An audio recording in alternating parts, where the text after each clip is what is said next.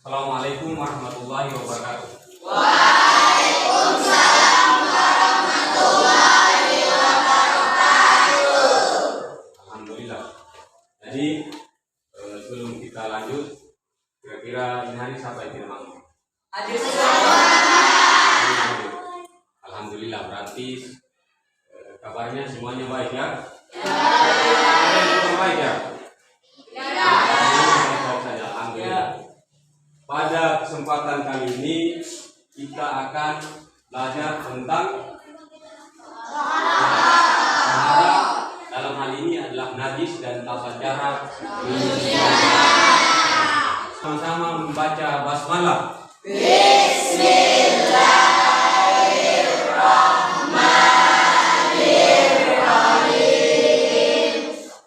Jadi alhamdulillah segala puji kita aturkan kehadirat Allah Subhanahu wa taala atas izinnya lah sehingga pada pagi hari ini kita semuanya berkumpul untuk melakukan aktivitas belajar ataupun pelajaran.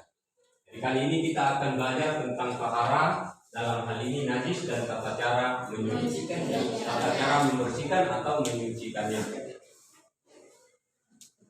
Ini ketua kelasnya siapa?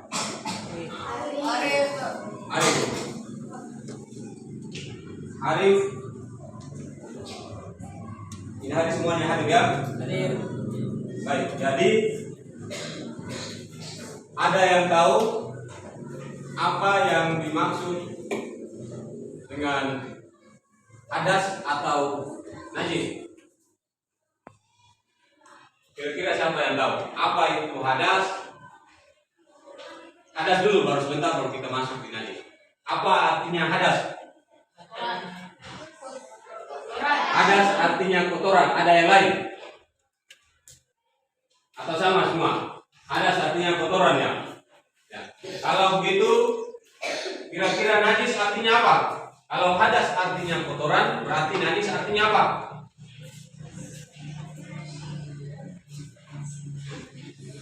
Atau terbalik jangan sampai. Ya, Pak. Najis artinya Kotoran. sedangkan hadas artinya apa?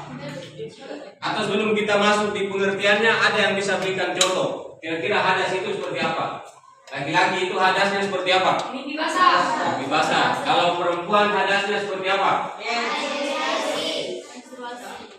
Sehingga yang dimaksud dengan hadas itu apa kira-kira? Contohnya tadi, jika kita dalam keadaan hadas, berarti membersihkannya dengan cara apa? Mandi. Selanjutnya, jika badan pakaian terkena najis, nanti najis itu dibagi macam-macam. Bentar baru kita bisa belajar apa itu najis ini dan seterusnya. Tapi jika badan atau pakaian kita terkena najis, berarti apa yang harus kita lakukan? Cara membersihkannya bagaimana? Mari sama-sama kita perhatikan gambar yang ada. Ada gambar yang pertama, gambar yang kedua, dan gambar yang ketiga. Ada yang bisa menjelaskan apa maksud dari gambar yang pertama? Kira-kira gambar yang pertama itu apa? Gambar yang pertama itu adalah kotoran. Selanjutnya gambar yang kedua itu kira-kira apa? Gambar yang kedua itu orang sementara. Gambar yang ketiga itu kira-kira apa? Kenapa sehingga ada kotoran? Kenapa sehingga ada wudhu? Kenapa sehingga ada tayamum? Apa kaitannya antara kotoran, wudhu dengan tayamum? Siapa yang bisa jelaskan? Kira-kira jika itu tempat yang, ya, tempat yang terkena kotoran, atau kita punya badan terkena kotoran, kira-kira cara bersihnya dengan cara apa? Wudhu. Jika airnya tidak ada,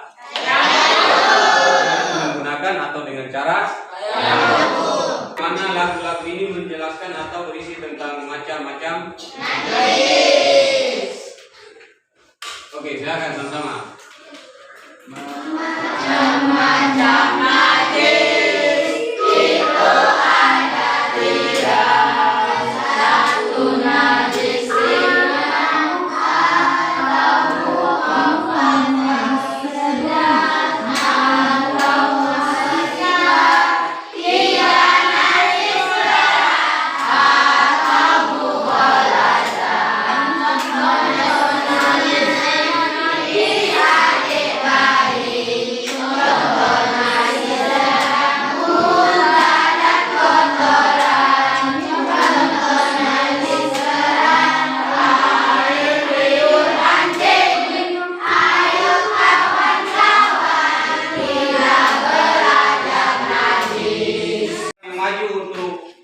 hasil diskusi di depan sini. Yang lain bisa memberikan tanggapan. Nanti kelompok 2 juga sama. Kelompok 2 berdiskusi tentang tata cara membersihkan najis mutawassitah. Sedangkan kelompok 3 tentang najis mughalladah. Tentukan satu orang jadi ketuanya, jadi jubirnya nanti. Nanti setelah selesai diskusi, masing-masing kelompok perwakilan 1-2 orang maju ke depan untuk mempresentasikan hasil diskusinya. Bisa dipahami? Silakan dari sekarang, saya kasih waktu 5 sampai 10 menit. Silakan. Nanti dari kelompok 2 dan 3 silakan disimak baik-baik. Bentar ada waktunya untuk dikasih tanggapan atau pertanyaan terhadap apa yang disampaikan oleh kelompok 1. Silakan. Assalamualaikum warahmatullahi wabarakatuh. Waalaikumsalam warahmatullahi wabarakatuh. Kami dari kelompok 1 ingin menyampaikan hasil diskusi kami tentang najis muaffafah atau najis ringan. Tata cara membersihkan najis muaffafah. Jika terkena pipis adik bayi, cara membersihkannya dengan cara membersihkan air ke celana yang terkena najis. Sekian, terima kasih. Wassalamualaikum warahmatullahi wabarakatuh. Untuk kelompok 2 dan kelompok 3 ada yang bertanya? Berkaitan dengan penjelasan dari kelompok 2 dan kelompok 3 ada pertanyaan untuk kelompok 1? Tidak. Tidak ada. Baik. Selanjutnya saya persilakan kelompok 2.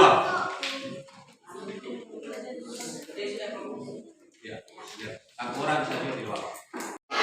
Cara membersihkan najis mutawassitah. Najis yang berasal dari muntah dan kotoran. Cara bersihnya bagaimana? Adapun kesimpulan yang terakhir adalah cara membersihkan najis mughalladah.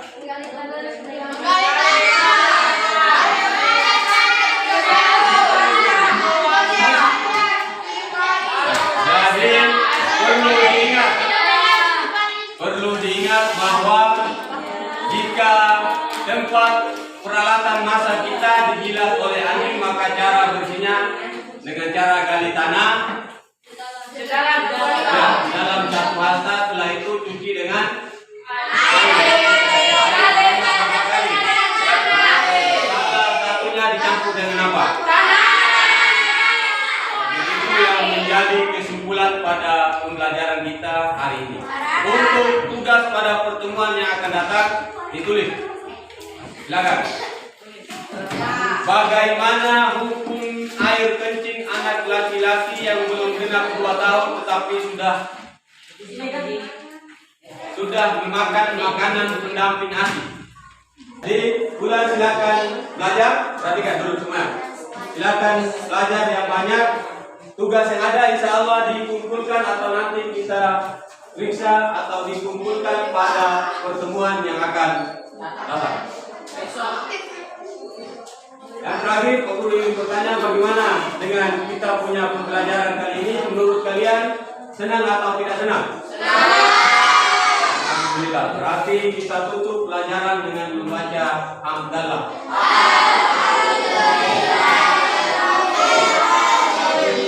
Assalamualaikum warahmatullahi wabarakatuh. Waalaikumsalam warahmatullahi wabarakatuh.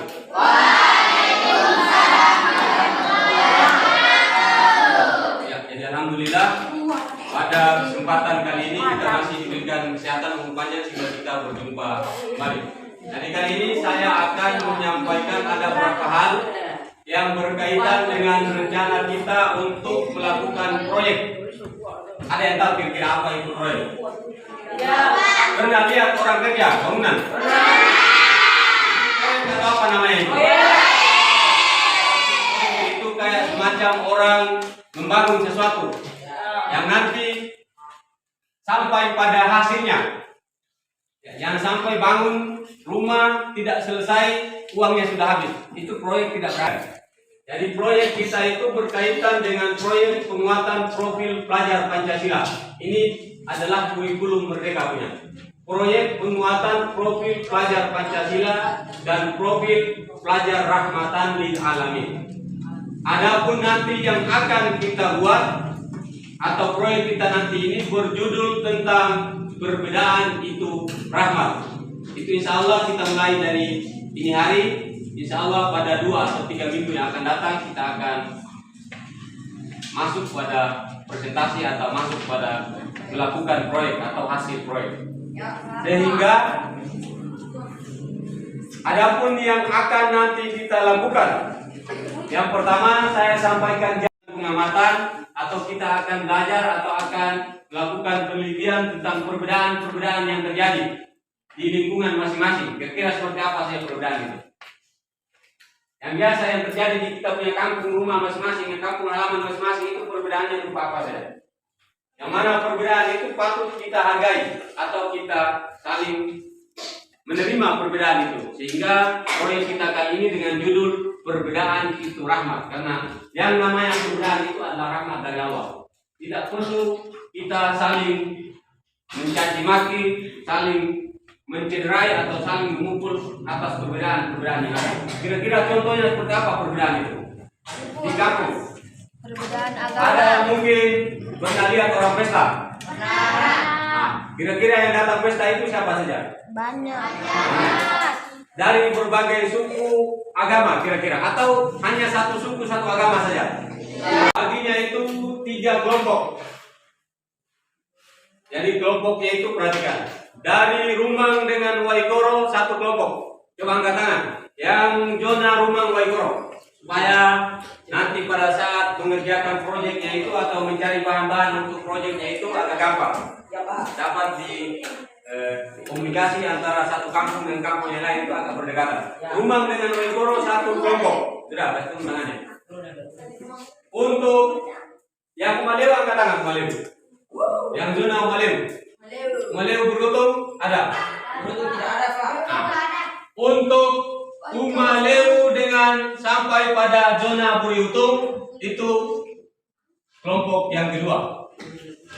Saya ulangi. Jadi proyek kita ini Pak Guru nanti bagi ke dalam 3 kelompok. Kelompok yang pertama zona Rumang dengan Waikoro, kelompok yang kedua zona Umaleu dengan zona Buriutung, sedangkan kelompok yang ketiga itu adalah zona Hulu Kahua sampai pada Atualupang. Ada sini yang dari desa Atualupang ya? Ada. Coba yang zona Hulu sampai ke atas Lemburi, Loyobor ke atas ada berapa? Ya, arti jumlahnya agak seimbang antara kelompok 1, 2, dan 3. Perhatikan.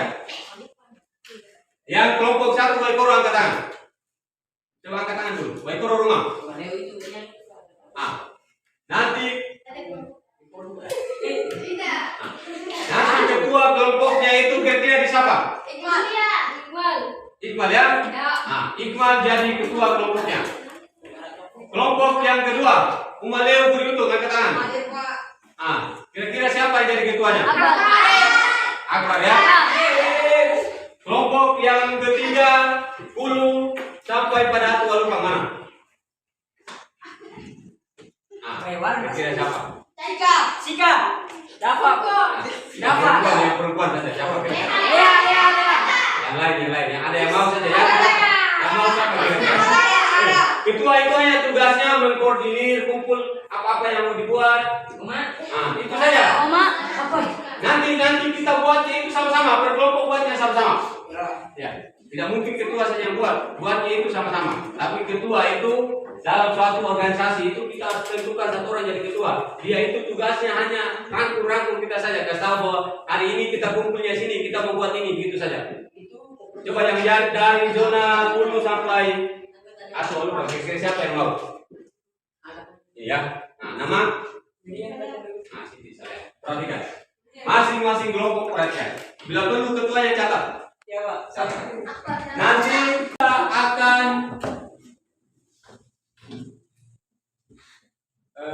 bermain kayak semacam drama gitu, atau bermain kayak semacam bermain peran kayak gitu. Ya, ada yang melakoni kayak semacam adegan gitu. Yang mana intinya itu tentang menghargai perbedaan. atau yang intinya itu judulnya berkaitan dengan perbedaan itu rahmat. Iya. Kelompok 1, perhatikan. Kelompok 1 itu ditulis siapa?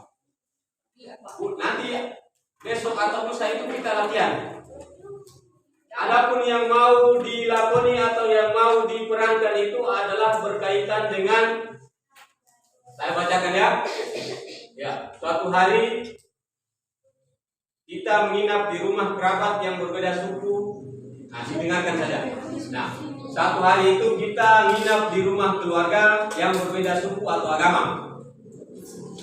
Pada saat itu mereka lagi melakukan upacara adat. Kita datang bertamu ke rumahnya mereka itu. Kira-kira cara kita bagaimana? Pada saat kita masuk, mereka lagi melakukan baca doa lah atau apalah, sesajen atau apalah itu. Kira-kira cara kita untuk masuk ke rumahnya itu, keluarga atau tetangga kita itu bagaimana? Itu yang nanti dilakoni nanti. Bisa ya? Gampang ya. Ya. Satu dua orang yang sementara duduk umum baca doa atau apalah, ada 2-3 orang masuk salah masuk, kira-kira mereka sementara baca doa dengan Pak Imam, sementara baca doa itu kita sebagai tamu itu bagaimana menghargai tuan rumah yang lagi acara ritual ibadah. Itu kelompok yang satu. Kelompok yang kedua akan melakoni tentang kita berkunjung ke rumahnya kawan kita yang berbeda agama, mungkin katakanlah dia agama Katolik. Kelompok agama Islam berkunjung ke rumahnya teman yang beragama Katolik. Nah, kira-kira yang mana pada saat kita masuk itu kita punya sahabat atau kita punya kawan itu sedang melakukan ibadah, sholat atau yang lainnya. Kira-kira cara kita menghargainya bagaimana? Itu yang nanti dilakoni atau diadegankan, tidak didramakan gitu. Bisa ya? Apa saja. Nanti 1-2 orang sementara sholat masuk, bagaimana itu caranya untuk kamu menciptakan suasana agar tidak mengganggu orang sholat, tidak mengganggu orang melakukan ibadah, sholat atau mungkin lagi sembahyang atau apa lagi. Kalau kita masuk di rumahnya orang non muslim atau agama Kristen, kira-kira kita yang Islam bagaimana? Atau kita Islam yang ada yang melakoni sebagai non muslim masuk di orang Islam punya rumah yang lagi ibadah, itu bagaimana?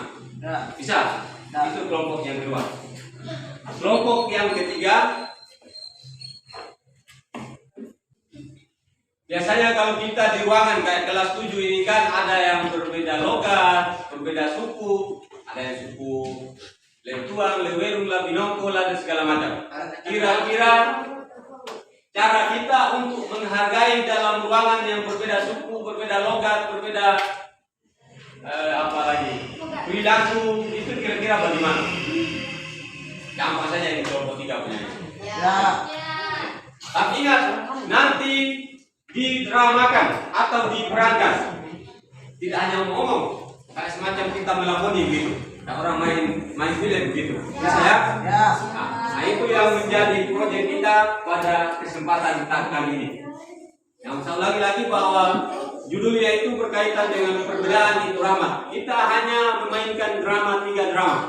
Drama yang pertama itu tentang apa tadi yang pertama kelompok 1? Ya, kita menginap di rumah kerabat yang lagi melakukan ritual adat. Yang kedua, kita masuk di rumah agama lain yang sedang beribadah. Yang ketiga, bagaimana cara yang menghargai jika dalam ruangan itu kita banyak perbedaan yang ada di ruangan. Ada yang beda logat mungkin, beda suku mungkin kita tahu, ada yang beda agama mungkin. Seperti itu. Kira-kira cara kita menghargainya bagaimana. Dan pada saat telah selesai, nanti kita akan ada waktu untuk kita latihan. Begitu. Tidak mungkin pulang kalian latihan sendiri. Ada waktu untuk kita latihan. Setelah itu mungkin ada nanti gladinya. Sekitar 1-2 minggu lagi kita sudah mulai dengan actionnya atau mulai dengan kegiatannya. Ya, satu kelompok maju untuk lakoni atau dramakan di sini. Bisa dipahami? Bisa, Pak. Ya. Jadi setelah itu pada saat di akhir kegiatan kita akan lakukan evaluasi. Kira-kira kelompok 1-nya ini bagaimana ini? Yang baiknya bagaimana? Atau evaluasinya itu berkaitan dengan setelah kita melakukan drama, masing kelompok tulis nama ke saya. Ketua kelompok. Besok itu sudah tahu nama di saya, kan? Nah, dari zona rumah, dari Kemaleu, dari Hulu Leburi, besok itu nama-nama yang zona hulu sampai yang Tualupang itu catat nama kasih saya. Begitu ya? Ya. Ya, baik. Jadi yang terakhir, mudah-mudahan apa yang kita rencanakan ini bisa berjalan dengan lancar, aman, tanpa ada halangan dan rintangan apapun. Kita doakan semoga kita panjang umur agar bisa bertemu kembali pada pertemuan-pertemuan yang akan datang. Ya. Membaca hamdalah.